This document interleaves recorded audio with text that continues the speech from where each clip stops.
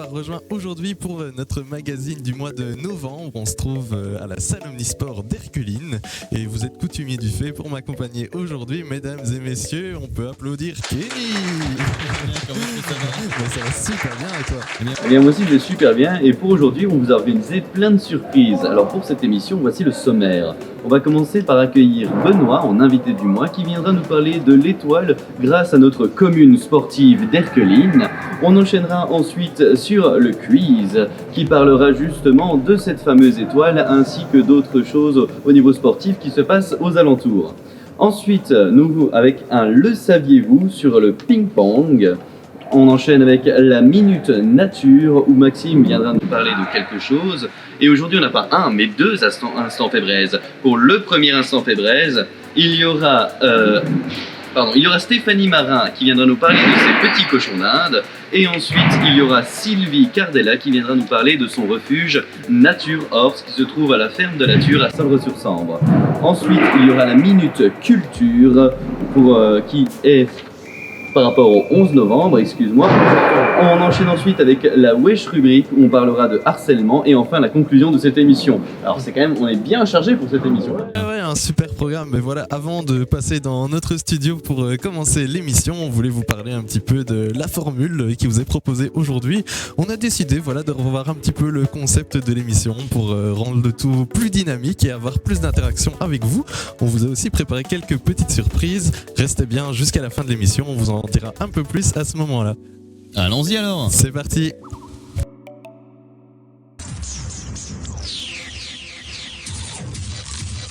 C'est l'heure de l'invité du mois sur Herculine Live. Et oui, aujourd'hui, notre invité du mois, c'est Benoît qui nous accueille au Hall Omnisport d'Herculine. Benoît qui est une figure importante de notre commune, surtout dans le milieu sportif. Alors comment ça va Benoît? Très bien, et toi? Ça va, très très bien. Merci de nous accueillir encore une fois. Hein. Avec plaisir. Écoute, voilà Benoît, pour commencer, je propose que tu nous expliques peut-être un petit peu en quoi consiste ton job ici à la commune d'Herculine par rapport au sport, au Omnisport. Quel est ton rôle en fait? Donc en fait, on a créé la régie communale autonome d'Herculine pour justement s'occuper du sport en général et principalement des nouvelles infrastructures sportives. Donc le hall que vous voyez ici, qui existe depuis maintenant 10 ans.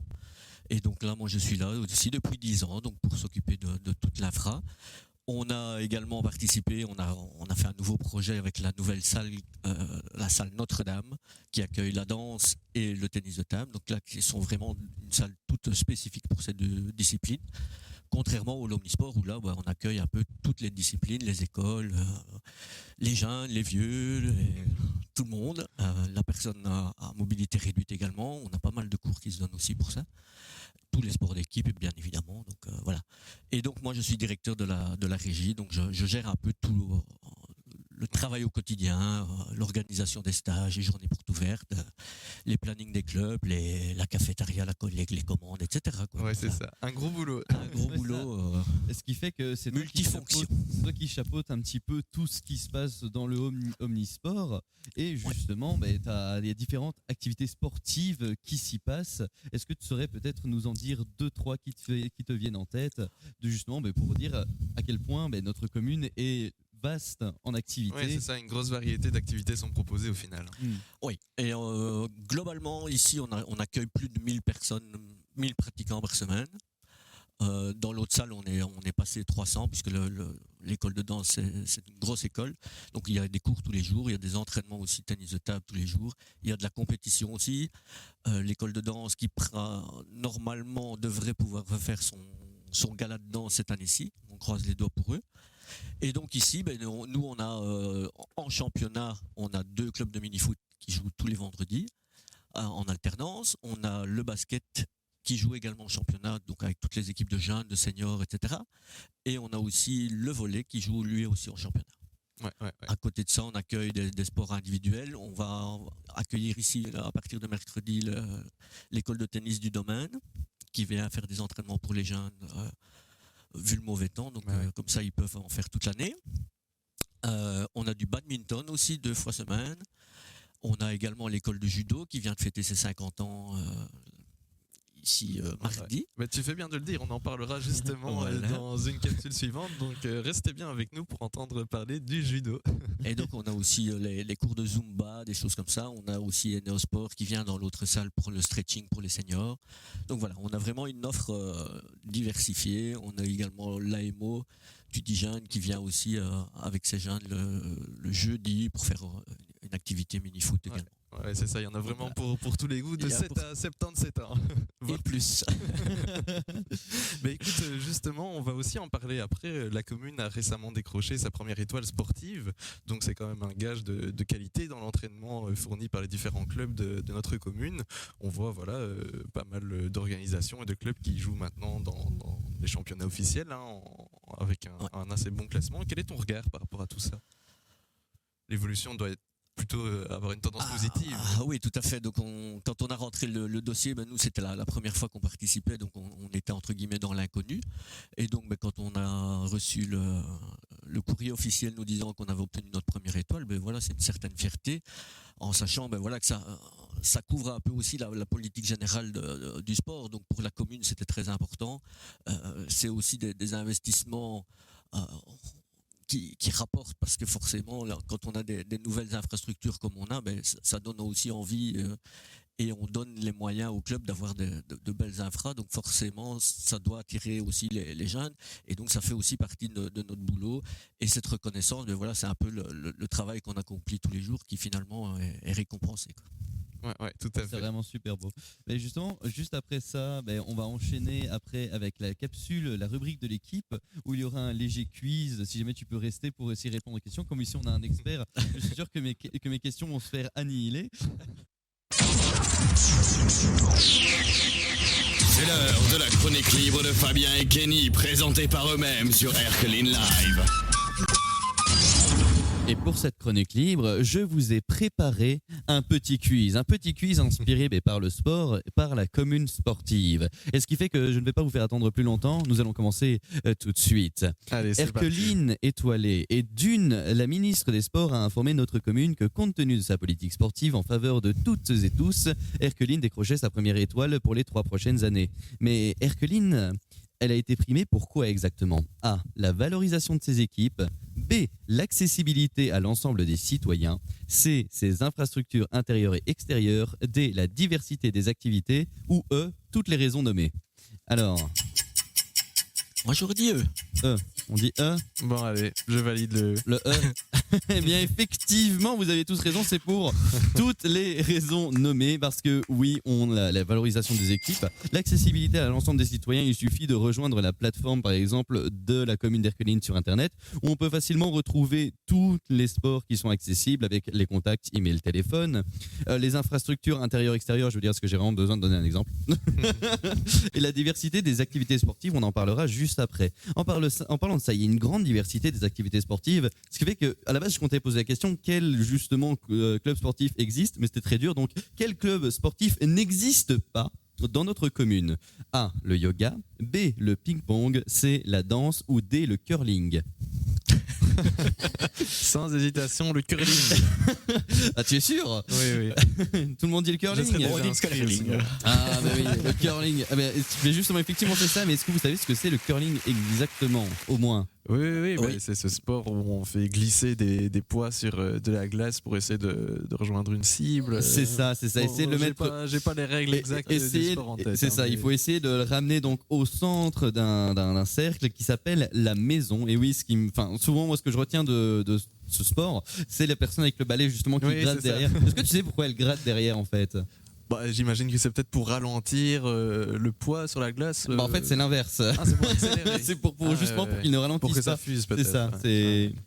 Voilà, Okay. donc, et bon, ce qui fait qu'en parlant de ça, savez-vous combien de clubs sont listés sur le site de la commune? Oui, mais ça c'est trop facile. Hein. Ah, attention, est-ce que c'est vraiment si facile que ça? Parce que là, je ne vous donne pas de chiffres, vous devez m'en donner un. Combien de sports sont listés donc dans la catégorie sport sur le site de la commune, à votre avis? C'est combien de sports ou combien de clubs? De clubs de sport. Ah, de clubs. Ils sont listés ils sont tous retrouvables justement sur le site de la commune, comme je disais juste avant.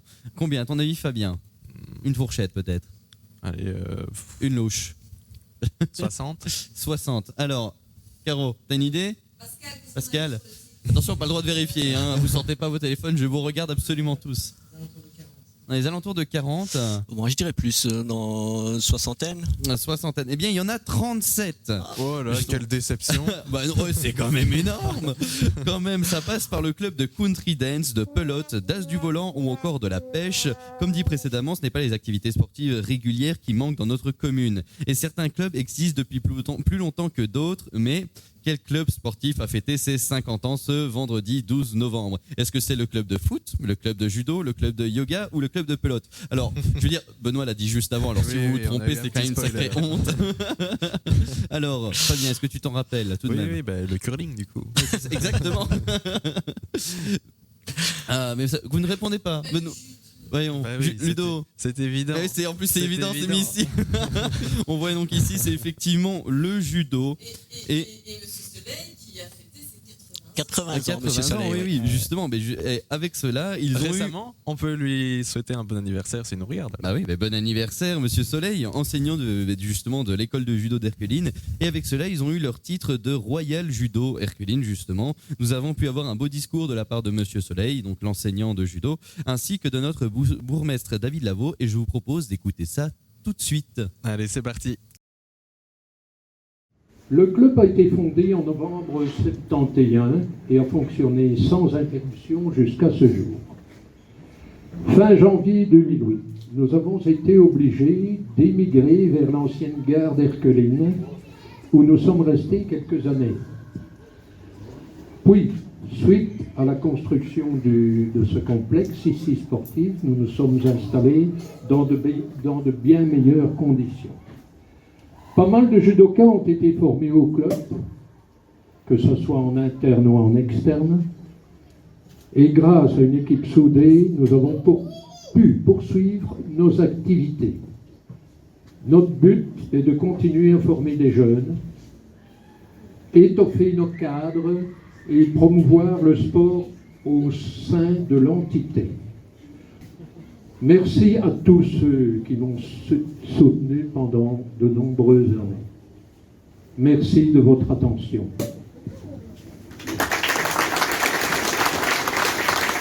Merci beaucoup Jean-Marie. On ne peut pas faire un discours dans une école de judo sans citer Jigoro Kano, fondateur du judo. Il y a toujours de belles citations. J'en ai retenu 2. Ce n'est pas important d'être meilleur qu'un autre, mais c'est toujours d'être meilleur qu'hier. Et je me dis, si vous avez appliqué cette devise depuis 50 ans, et que chaque jour vous êtes devenu un petit peu meilleur, ça ne m'étonne pas que vous êtes arrivé à ce niveau-là, ici, aujourd'hui. Une autre citation que j'ai retenue, que j'ai notée, c'est le judo. C'est la voie qui mène à utiliser plus efficacement l'énergie physique et mentale. Par la pratique des exercices d'attaque et de défense, on peut, tout en se disciplinant et en cultivant son corps et son esprit, acquérir une connaissance profonde, son principe. Car le but final du judo, c'est se perfectionner et être utile au monde. Et j'aime bien terminer par ce utile au monde. Et vous l'avez été. Encore un grand merci à vous, Monsieur Soleil, et à toute l'équipe et tous les bénévoles qui vous soutiennent. Merci à toutes les générations qui ont précédé et merci à toutes les générations qui vont suivre. Bravo à tous.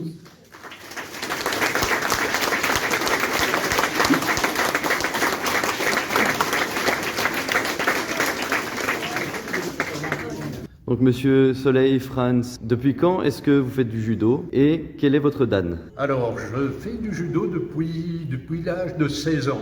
Ça fait de nombreuses années et je suis actuellement ceinture noire, 8e dan. Quel est votre sentiment après avoir atteint les 50 ans de l'école de judo? Alors, tout d'abord, la longévité et, comment dire, une fierté, bien sûr, la fierté personnelle d'avoir tenu aussi longtemps. Si vous aviez une chose à dire pour vos élèves pour l'avenir, qu'est-ce que ce serait? Comme le judo est un sport qui n'est pas facile, il faut leur dire simplement de persévérer dans dans ce sport qu'ils ont choisi personnellement. Est-ce que vous voulez rajouter quelque chose pour la fin, un mot de la fin peut-être? Eh bien, j'espère poursuivre encore quelques années dans le grillage qui avance. Merci monsieur.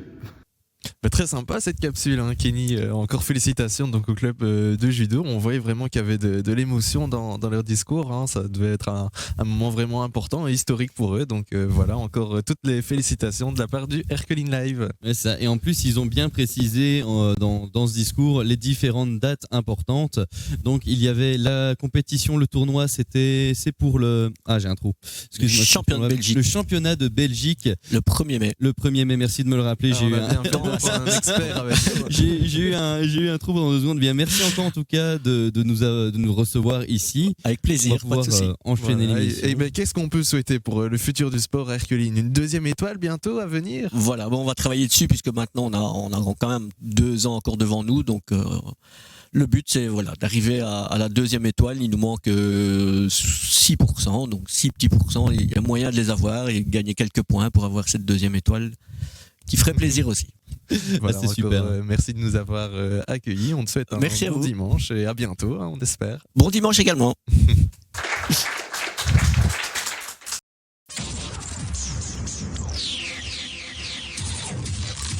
Le saviez-vous? Nous allons vous le dire sur Herculine Live.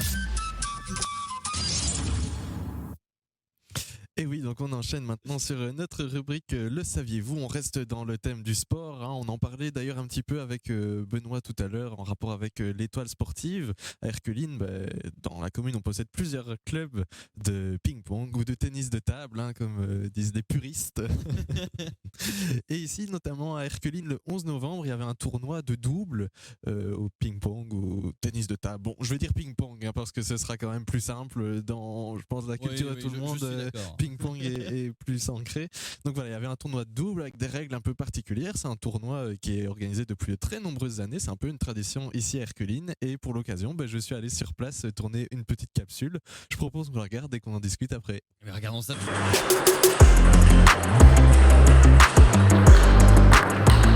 Voilà, Vincent Autier, je suis le président du club de l'Excelsior depuis 6 ans. J'ai été vice-président avant. Voilà, on a un club plein de jeunes, c'est ce qui nous fait vivre parce que c'est toujours motivant de voir des jeunes qui s'entraînent. On en voit là qui sont en train de regarder l'interview d'ailleurs. C'est tous des jeunes du club qui progressent de mieux en mieux et ça nous fait avancer. Et qu'on les voit venir jouer comme ça avec des adultes aujourd'hui, c'est vraiment sympa. Aujourd'hui, c'est notre tournoi, ça fait je pense une 40aine d'années, si pas 50, que le 11 novembre, on fait notre tournoi de double. On faisait ça avant dans l'ancienne salle, on a fait ça en double parce qu'on n'avait que 4 tables. Maintenant on a 8 tables et malgré tout on a plein de gens qui viennent. On a 40 équipes aujourd'hui. On devait en avoir 41, mais il y a une équipe de Flamands qui a un cas de Covid, donc on est 40. Donc voilà, c'est super sympa, c'est convivial.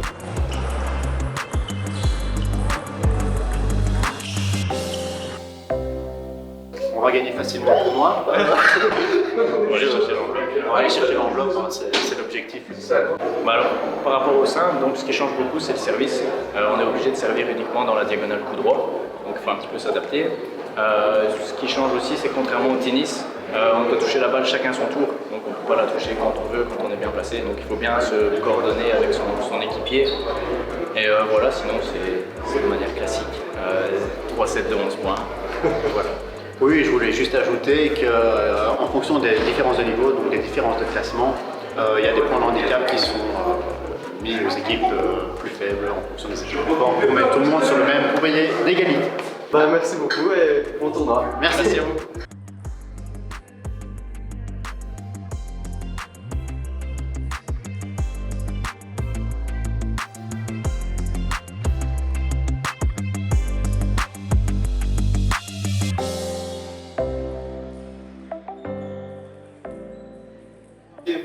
On peut venir nous contacter à la nouvelle salle ici Notre-Dame le mercredi après-midi, le vendredi soir, il y aura toujours quelqu'un parce qu'on a les entraînements.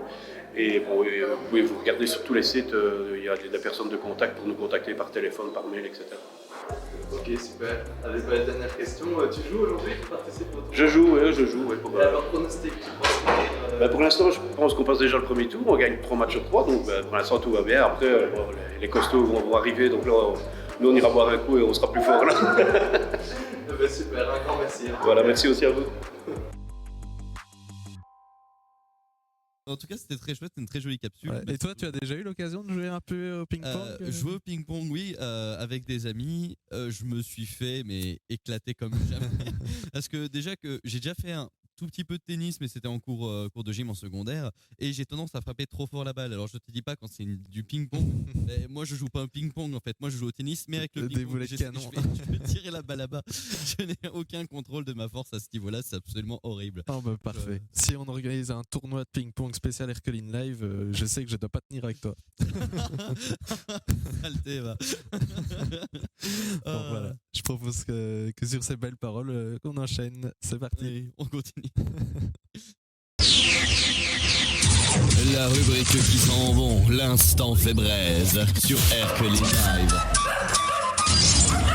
Et pour cet instant fait braise, on a fait un appel aux auditeurs pour savoir si vous souhaiteriez parler de vos animaux et nous avons eu un retour. Et j'ai le plaisir d'accueillir Stéphanie Marin qui vient nous parler de ses petits amis, les cochons d'Inde. Comment ça va Stéphanie ? Ça va bien, merci. Alors Stéphanie, on se demandait justement qu'est-ce qui t'a amené à aimer les cochons d'Inde ? Un cadeau de mes parents. Dans la famille, mon papa en a toujours eu et du coup... il disait toujours c'est super, tu vois, on s'amusait, on les mettait dans un petit train en Lego et on les tirait partout et du coup je trouvais ça sympa, mais moi en fait au départ je confondais avec le hamster quoi. Donc, mais il faut dire que le hamster et le cochon d'Inde c'est 1 kilo de différence quoi. Donc du coup le premier cochon d'Inde est arrivé et c'est le coup de foudre quoi, c'est... Ah oui, j'imagine. Et la passion est restée parce que aujourd'hui encore, j'imagine que tu en possèdes plusieurs chez toi. J'en ai 2. Ah ouais, ok, super. J'en ai 2. J'en avais 3. Il y en a une qui est partie malheureusement. Mais c'est justement cette-là. Et donc, c'est Mocha et Bounty. Enchanté. 2 grosses patates parce qu'elles font plus d'1 kilo chacune. Ça c'est Noisette. Elle est restée chez mes parents, elle. Ah ouais. Elle supporte pas ses copines, donc. C'est plus une solitaire. C'est ça. Elle a un caractère de. Et ça c'est Mocha. Voilà. C'est mignon quand même un cochon d'Inde. Hein. C'est super adorable. C'est un des animaux les plus gentils et justement il est incapable de se défendre en fait. Donc on le conseille souvent pour les jeunes enfants, mais au final, étant donné qu'il ne se défend pas, l'enfant peut être trop brusque et du coup c'est pas forcément conseillé finalement. Et alors, en plus des photos, on peut voir, tu nous en as amené un aujourd'hui. Il est très sage. Hein. En tout cas, il bouge pas beaucoup, mais il passe bien la caméra, je pense. Mon amour pour les cochons d'Inde dépasse les frontières. C'est une amie espagnole de ma maman qui me l'a offert. Oh, c'est adorable. Excellent. Et comme on fait du crochet toutes les deux. Voilà. Passion en commun. Une passion supplémentaire. Et c'est quoi son petit nom, celui-là ? Celui-là, j'ai appelé Razmod comme un de mes anciens cochons d'Inde. Excellent. Voilà, on voulait aussi te demander depuis combien de temps est-ce que tu prends soin de tes propres cochons d'Inde approximativement ? Ça va faire 20 ans. Ah ouais. Ouais, ça en fait quelques-uns. Ouais, quand même. Au début, forcément on fait des erreurs. Hein, et puis avec le temps, on apprend et on se rend compte qu'un cochon d'Inde c'est bien, mais il vaut mieux en avoir 2, voire 3. Hein. Les femelles s'entendent mieux que les mâles ensemble, donc moi je conseillerais plutôt 2 femelles. Mais après, s'il y a beaucoup d'espace, les mâles, ça passe. Et justement, tu prends soin des cochons d'Inde. De quoi est-ce qu'ils se nourrissent ? Est-ce qu'ils ont besoin de soins particuliers ? L'aliment de base, c'est le foin. Ça, c'est à volonté. Toute la journée, il faut toujours qu'il y ait un apport en foin. Ensuite, c'est les fruits, les légumes. Bon, après, il y a certains légumes qu'ils ne peuvent pas manger. Donc, moi, j'ai un site super où je vais regarder ce qu'ils peuvent manger ou pas, encore maintenant, parce que forcément, on oublie. Et... peut-être nous dire, c'est quoi le site en question ? Je pense que ça pourra peut-être intéresser. Le site, c'est Cobaye Club. Ok. Donc, de toute façon, vous tapez alimentation cochon d'Inde sur Google. C'est le premier truc qui sort et c'est très complet. Aussi bien au niveau des légumes, des épices, des fruits, des herbes aussi. Et donc, fruits et légumes, poivrons, beaucoup d'apports en vitamine C. Parce qu'il il ne la synthétise pas, pardon, comme nous d'ailleurs. Donc il faut un apport en vitamine C on peut en acheter en animalerie. Donc c'est un petit flacon avec de la poudre et qu'on mélange avec de l'eau et qu'on donne aux cochons d'Inde. Et aussi donner des aliments qui en contiennent beaucoup, donc du poivron, du kiwi, des agrumes, voilà.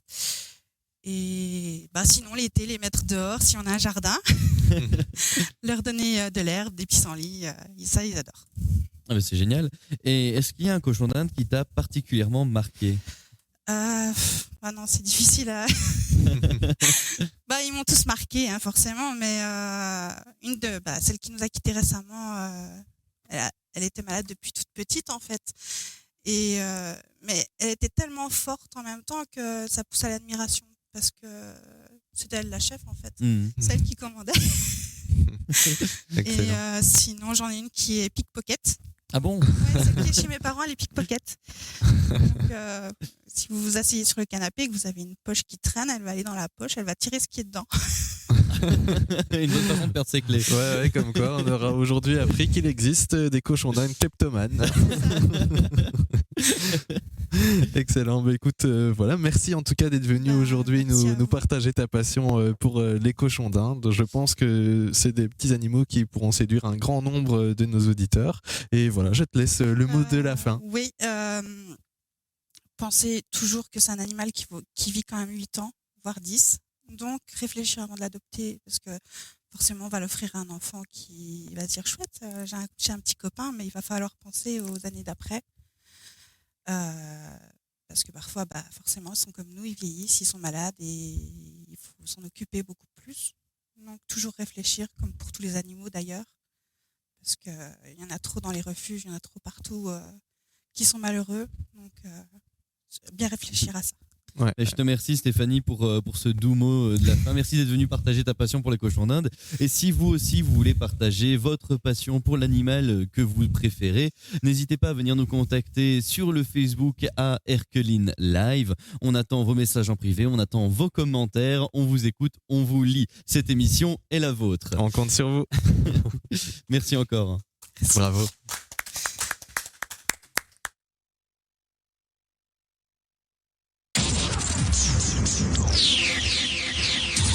La rubrique qui sent bon, l'instant fait braise sur Erkeline Live.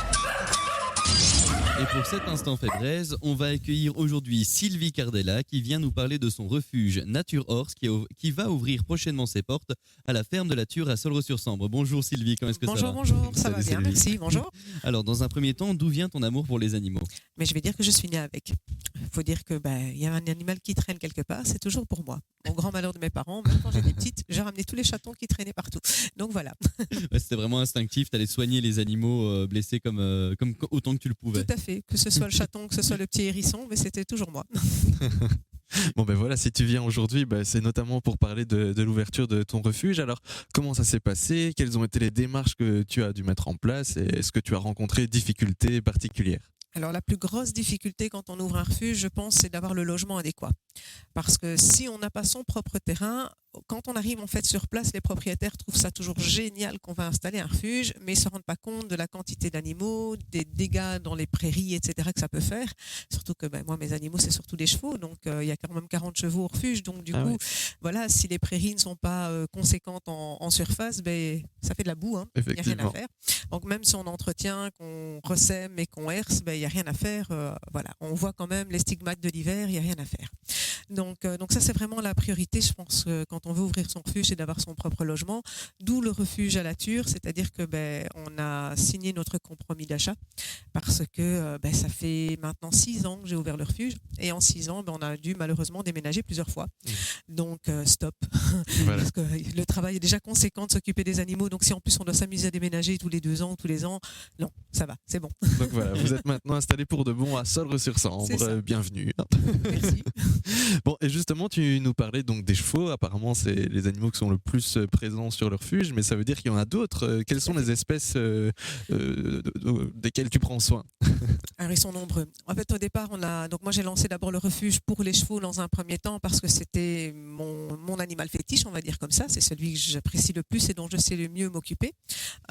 Et ensuite, par la force des choses, quand les inspecteurs du bien-être animal saisissent, mais il n'y a pas que des chevaux sur place. Et donc, on s'est retrouvé avec des cochons. Donc, on a 2 cochons au refuge. Je me limite à 2 parce que, les surfaces, etc., c'est important. Donc, on a Peggy et Pumba qui sont au refuge. Ensuite, on a eu des lapins. Grosse invasion de lapins suite au Covid, beaucoup d'adoptions de lapins parce que les gens étaient à la maison et puis ils se rendent compte qu'en fait, maintenant, ils reprennent le travail. Donc, hop, le lapin, c'est plus possible. Donc, des lapins. On a une vingtaine de lapins au refuge, des cochons d'Inde. Il y a 2 ans, grosse saisie de moutons pour la fête de l'Aïd. Là, il y a eu un petit truc avec les refuges et l'administration. Donc, les refuges n'ont pas voulu accepter les moutons. Donc, quand on ne sait pas où mettre des animaux, au secours, allô Sylvia. Donc, je me suis retrouvée avec 75 moutons. Là, c'est moi qui crie au secours parce que les infrastructures, j'ai pas de bergerie, moi. Hein. Donc, on a appelé la commune, on a demandé des barrières nadar, on a fait un enclos vide dans le fond de la prairie et on s'est occupé des 75 moutons. Voilà, donc il y a des moutons au refuge. Erkeline a besoin pour les chats errants, donc vu qu'on vient de s'installer sur Erkeline, donc sur Solre-sur-Sang, on a aussi pris l'agrément chat pour pouvoir travailler aussi avec cette problématique des chats errants. Et le dernier, c'est les animaux exotiques parce qu'on se rend compte que les nacs, il y en a de plus en plus. Et quand malheureusement ils sont de moins en moins, ils sont pas très bien détenus pour certains. Pour certains, c'est paradis. Hein. Franchement, j'ai rien à dire sur certains passionnés de nacs qui s'en occupent vraiment très bien et je dirais même mieux qu'au refuge. Donc ça, il faut pas faire un amalgame. Mais par contre, malheureusement, il y en a beaucoup qui prennent des nacs sans savoir ce que c'est et sans savoir comment les soigner, comment les garder chez soi.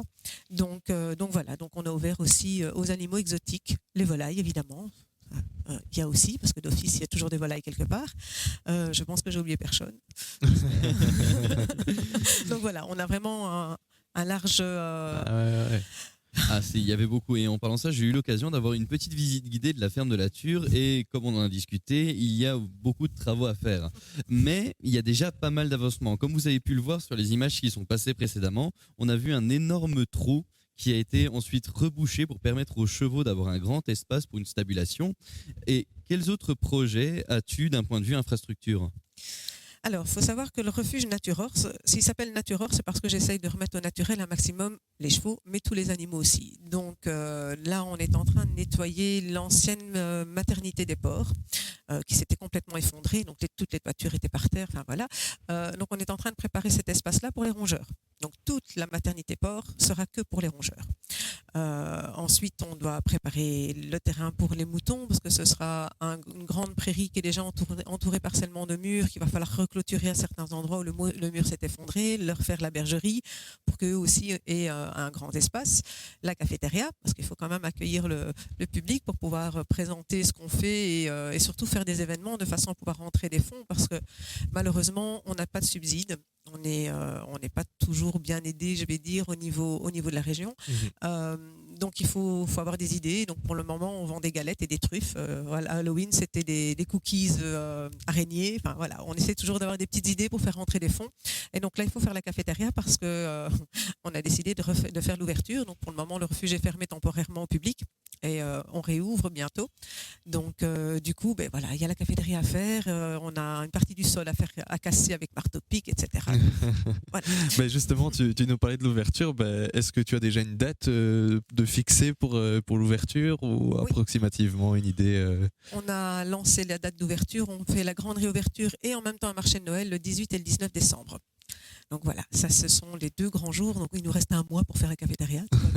On compte sur vous donc pour bloquer là. Donc on compte sur vous si vous vous sentez impliqué dans la cause animale et que vous avez envie de donner un coup de main, n'hésitez pas à contacter Naturorse.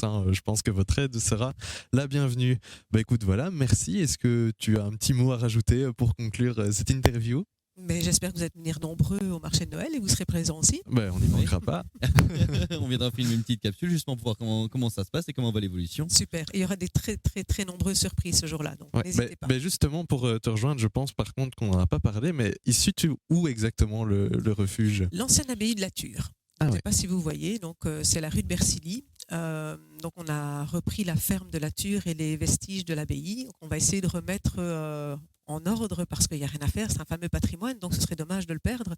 Donc s'il y a des gens aussi qui sont dans le patrimoine et qui ont les connaissances et des aptitudes pour refaire cette fameuse maçonnerie sèche, c'est bienvenu aussi parce que voilà, je pense qu'il y a les animaux, mais il y a aussi tout le patrimoine et en plus on est sur une zone naturelle, donc je vais faire en sorte de remettre un maximum de biodiversité parce qu'il n'y a rien à faire. Qui parle d'animaux sans la nature, c'est pas possible. Exactement. Voilà, donc tout ça sont des projets qui vont être mis en place et qui sait peut-être un Créaves aussi dans la foulée parce que je pense que c'est important. Bah oui, tout à fait. Donc voilà, rendez-vous là-bas le 18 décembre. Super, merci encore une fois. Et je pourrais te proposer d'écouter un petit morceau de musique. Qu'est-ce que tu penses de Calogero, Le Temps avec Rufus Wainwright? Très bien. On va écouter ça, allons-y. Allez, c'est parti.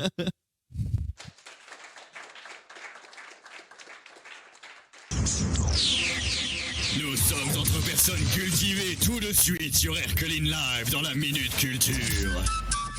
Voilà, maintenant on passe à la culture. Alors en ce mois de novembre, c'était les commémorations du 11 novembre qui ont eu lieu sur notre commune. On a vu encore une fois qu'il y avait un attachement vraiment de la plupart des citoyens pour cet événement. C'est important, ce devoir de mémoire et se souvenir de tout ce qui s'est passé sur notre commune. Et donc voilà, je suis parti sur le terrain pour prendre quelques images des différentes commémorations qui ont eu lieu à Erkeline. C'est parti, on se regarde.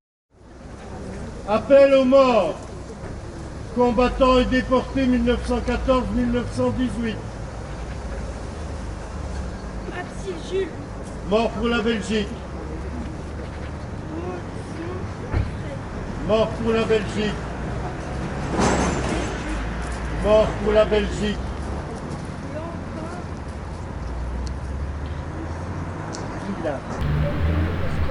Mort pour la Belgique. Mort pour la Belgique. Aujourd'hui est un jour de fête, celui où nous nous réjouissons de la fin des guerres et nous célébrons le fait de vivre en paix depuis de nombreuses années. Nous voyons chaque jour via les médias des parties du monde, des villages et des familles touchés par les conflits, les bombardements, la mort et la famine. Mesurons-nous pour autant la chance que nous avons de vivre sans la crainte permanente de perdre notre vie par un tir d'artillerie ou une roquette? Savourons-nous pour autant le plaisir de vivre en paix? Vivre en paix en bénéficiant des libertés constitutionnelles, nous le devons à ceux qui se sont battus physiquement sur le front et aussi à ceux qui ont résisté, notamment au cours de la déportation. Leurs noms sont gravés dans la pierre de ce monument et nous leur devons reconnaissance. C'est pourquoi au nom de notre commune, nous nous inclinons aujourd'hui et faisons mémoire de ces hommes qui se battirent courageusement et douloureusement pendant 4 longues années, la peur au ventre, dans la boue, au milieu des corps qui jonchaient les champs de bataille. Se souvenir aujourd'hui, c'est aussi combattre. C'est lutter contre le chacun pour soi. C'est sans cesse promouvoir l'intérêt collectif contre l'intérêt particulier. C'est s'engager chaque jour pour faire œuvre commune face à toutes les adversités. Puisse ce rassemblement ne pas être seulement celui d'un jour. La fraternité retrouvée du 11 novembre 1918 entre les peuples nous invite en effet à mener ensemble le seul combat qui vaille, le combat pour la paix, combat pour un monde meilleur, moins égoïste, plus juste et plus humain. Vive la Belgique, vive le roi.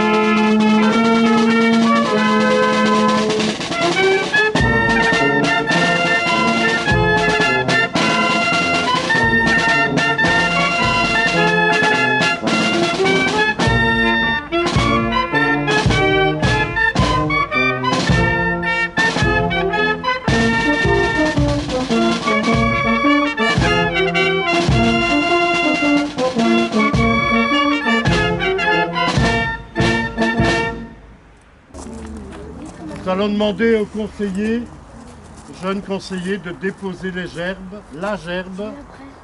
Et il y a plus de 120, 150, 200 combattants enterrés ici. Et vous allez choisir une tombe de combattants et déposer la gerbe à 3.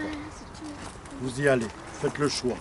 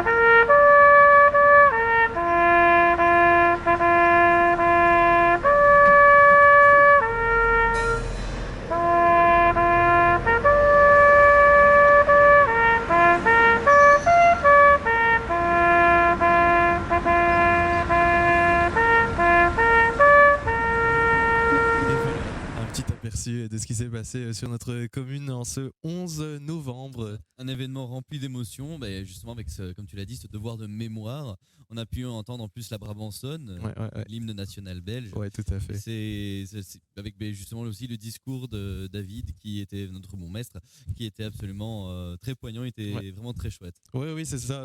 Personnellement, je suis aussi assez passionné par l'histoire et voilà, le fait de se dire qu'il y a eu tous ces événements qui se sont passés sur notre commune il y a une centaine d'années, c'est assez fou et voilà, je trouve ça vraiment, vraiment chouette de voir que la commune a à cœur de participer à ce devoir de mémoire et de se souvenir des gens qui ont vécu toutes ces atrocités ici sur ça va notre apprendre un commune. petit peu à fêter aussi, comme il l'a dit, savoir fêter la paix, le fait est qu'on n'a pas vraiment ce sentiment justement en pleine guerre avec les villages et d'autres pays qui ont ces problèmes-là. On peut justement un petit peu vivre avec cette liberté, un petit peu avec ce point en moins sur la conscience. Et c'est quelque chose qu'il faut savoir rappeler, justement, le fait que c'est grâce malheureusement aux événements qu'il y a eu, mais on peut vivre dans la joie et la bonne humeur ainsi. Ouais, c'est ça. Et alors, ce qui était sympa aussi, c'était de voir la place laissée aux plus jeunes, en fait, justement, au fait de les initier Les jeunes conseillers, à tout ça. Il y avait les jeunes conseillers qui étaient là pendant l'appel aux morts aussi pour tenir le drapeau. C'était un jeune de la commune. Et voilà, je trouvais ça vraiment assez touchant. Et on voyait qu'ils avaient à cœur de faire bien les choses. Donc, c'était vraiment un chouette moment et de belles commémorations. Et si vous aussi, cet événement vous tient à cœur, si jamais vous avez peut-être des souvenirs qui sont passés lors de ces événements que nous avons peut-être ratés avec nos caméras, n'hésitez pas à venir nous les dire en commentaire sur notre page Facebook à Erkeline Live. Et on va continuer pour voir la suite. Allez, c'est parti. Et voilà, il est déjà l'heure de conclure cette émission. En tout cas, j'ai pris beaucoup de plaisir à la tourner, surtout avec cette nouvelle formule. C'était une grande première pour nous. Au final, ça s'est super bien passé. Je ne sais pas quelles sont tes impressions, toi. Nouvelle ambiance. Au niveau du travail, c'est assez spécial. Ça va nous permettre d'éviter certaines choses et en même temps d'améliorer d'autres. Et ça, c'est le plus important. Oui, on a pris en compte toutes vos remarques. L'objectif de l'émission, comme on l'avait dit dès le départ, c'est d'avoir cette interactivité avec vous. Donc, par rapport à vos retours, on a essayé de s'adapter pour vous proposer cette nouvelle formule. Donc on espère que l'émission vous a plu. N'hésitez pas à nous laisser un petit commentaire après avoir évidemment liké notre page Facebook et vous être abonné. Mais voilà, on compte sur vous pour avoir vos retours par rapport à cette nouvelle formule. Mais en tout cas, ici en fin de tournage, je suis assez confiant. J'ai vraiment passé un chouette moment. Ce qui fait qu'on va vous donner rendez-vous pour le mois de décembre pour une émission spéciale Noël avec aussi une petite rétrospective sur l'année 2021. C'est ça, une émission festive, on se mettra aux couleurs de la Noël et on vous passera des chouettes moments et aussi une émission un peu particulière, on espère qu'elle vous plaira. Et alors en début d'émission, on a annoncé une surprise, Kenny, dans le format de l'émission qui va évoluer parce que voilà, faire le Erkeline Live entre nous c'est bien, mais le faire avec vous c'est encore mieux. C'est vrai, c'est vrai. Donc voilà, à partir du mois de janvier, on aimerait lancer notre émission accompagnée d'un public.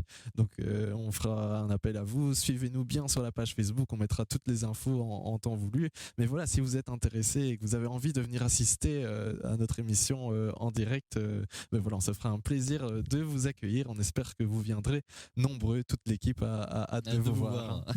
C'est super. Ça va être un grand spectacle. Donc alors, impatient de vous voir, n'hésitez pas de nouveau à nous contacter via notre page Facebook, à laisser des commentaires, à venir peut-être même en message privé si vous voulez parler de quelque chose, car on le rappelle, cette émission est la vôtre. Oui, c'est ça, le Herculine Live vient chez vous. N'hésitez pas, si vous voulez nous accueillir pour tourner une émission ou vous parler d'un sujet qui vous touche particulièrement en lien avec notre commune, ben on s'en fera un plaisir de venir vous voir. Donc ne soyez pas timide, venez. Ah ben, merci encore une fois Fabien pour cette excellente émission. Ben, merci à toi. Et bien on va se dire à décembre alors. Oh ben oui, à très vite. À très vite. Ciao, Salut. ciao.